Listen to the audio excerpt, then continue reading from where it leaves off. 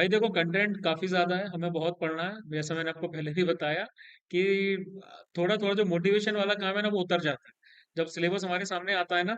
जब हमें सिलेबस देख के नींद आने लगती है, तो जो मोटिवेशन होता है, जो मूवीज देख के आता है, इंस्टाग्राम देख के आता है, वो सब हमारा कम हो जाता है। और यहाँ पर फिर लास्ट में वही सस्टेन कर पाता है जो एकदम अंदर अपना डिसिप्लिन लेके चलता है। कंसेप्ट प्रिपरेशन के हमारे बहुत सिंपल होते हैं, कंसेप्ट्स आपके ओवरली एग्जेजरेटेड नहीं होते, कंसेप्ट्स आपके कॉम्प्लिकेटेड नहीं होते। कंसेप्ट सिंपल सा है कि भाई जो मेहनत कर रहा है वो एग्जाम निकालेगा, जो डिसिप्लिन्ड है वो एग्जाम निकालेगा, जो मेहनत नहीं कर रहा है उसका एग्जाम नहीं निकलेगा। क्षणिक मोटिवेशन से, इंस्टाग्राम से, मूवी से, बुक से आपको थोड़ा बहुत मोटिवेशन आ सकता है, लेकिन मोटिवेशन कभी भी डिसिप्लिन को रिप्लेस नहीं कर सकता। मोटिवेशन आपका अप एंड डाउन होता रहता है, लेकिन जो हमारी क्या बोलते हैं, डिसिप्लिन होता है वो कॉन्स्टेंटली चलता रहता है, रेगुलर चलता रहता है। And regularity is one thing जो आपको एग्जाम क्लियर करवाएगी, ना कि मोटिवेशन। तो मोटिवेशन त्याग दो। एंग्जाइटी हो रही है, ये हो रहा है, वो हो रहा है, वो सब चलता रहेगा। वो प्रिपरेशन का एक फेज होता है ना।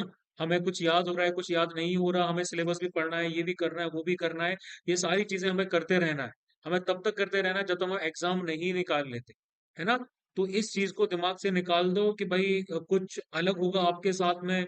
एकदम से पावर का सर्ज आएगा आपके अंदर में और आप बहुत अच्छे से करने लगेंगे, या फिर कुछ होता है हमारे साथ में कि भाई हम कई बार क्या करते हैं, किन्हीं दिनों में हम लोग बहुत आलसी हो जाते हैं, और किसी दिनों में हम बहुत ज्यादा हाईली परफॉर्म करने लगते हैं क्योंकि हमने कुछ देख लिया, कुछ हमने मूवी देख ली, कुछ और हमने देख लिया, तो हम एकदम से चार्ज अप हो गए। तो उस चार्ज अप को मेंटेन करके रखिए हमेशा के लिए। हमेशा के लिए मेंटेन करके रखोगे तो एग्जाम निकलेगा, नहीं तो नहीं निकलेगा।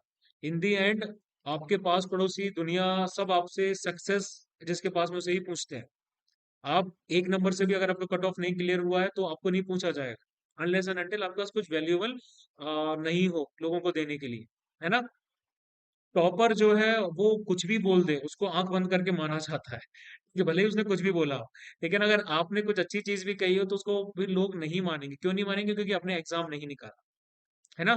इन दी एंड ये मैटर करता है कि आपने एग्जाम निकाला कि नहीं निकाला, क्योंकि आपके घर वालों का जो भरोसा है ना, वो भी आप पे से हटने लगता है।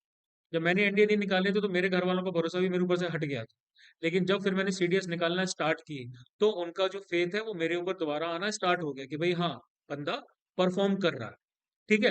तो उन्होंने फेथ दिखाया कि भाई हाँ ठीक है, तुम एक के बाद बराबर एसएसबी देने जा सकते हो।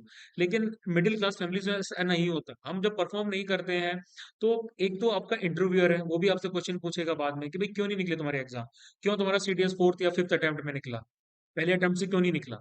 तो वो भी क्वेश्चन पूछेगा आपसे, तो आपको जवाब देना पड़ेगा बार बार। तो ये जवाब देने वाले काम मत करो। सीडीएस में, एसएसबी में आपको बहुत जवाब देने पड़ते हैं, हर एक्शन के लिए आपको जवाब देना पड़ता है। आपने 10th के बाद में साइंस क्यों ली, पीसीएम क्यों लिया आपने, 12th के बाद में आपने ये डिग्री क्यों ली, आपने यहाँ से क्यों पढ़ा, ऐसा क्यों किया, वैसा क्यों किया। हर चीज के लिए आपके पास एक प्रॉपर रीजनिंग होनी चाहिए। अगर प्रॉपर रीजनिंग आपके पास में नहीं है, then you are doomed. Self awareness इसी को कहते हैं ना, कि प्रॉपर रीजनिंग आपके पास में कितनी है। प्रॉपर रीजनिंग आपके पास में होनी चाहिए भाई, वो आपसे पूछी जाती है। क्लैरिटी ऑफ माइंड आपके पास होना चाहिए कि भाई आपका सीडीएस थर्ड अटेम्प्ट में क्यों निकला, फर्स्ट अटेम्प्ट में क्यों नहीं निकला आपका सीडीएस। ठीक है। तो ये चीजें बहुत ज्यादा मैटर करती हैं। बाकी मैंने जो पॉडकास्ट है उसकी लिंक शेयर कर दी है ग्रुप में। आप लोग गो थ्रू करिए, उन पॉडकास्ट को सुनिए, समझिए। I hope they will benefit you.